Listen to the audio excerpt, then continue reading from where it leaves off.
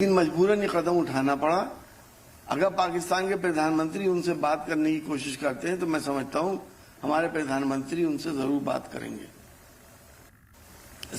دیکھیے، آتنکوادیوں کا اڈے تک تباہ کرنے تک تو سب کچھ ٹھیک ہے،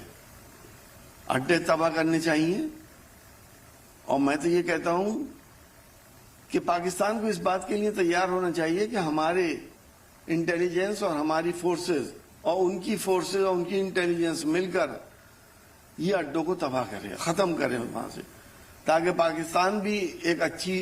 پاکستانی لوگ بھی ایک اچھی زندگی گزار سکیں، اور یوتھ کے اوپر اور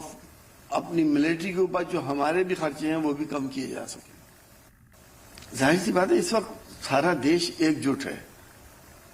کوئی پولیٹیکل پارٹی کا آدمی اس وقت پولیٹیکل پارٹی کا آدمی نہیں ہے بلکہ دیش کا آدمی ہے، وہ ہندوستانی ہے، سب ایک ہیں، کیونکہ یہ سنکٹ کی گھڑی ہے اور سارا ہی دیش اس وقت غصے میں تھا۔ جو حالات ہم نے دیکھے، جو بربرتا دیکھی،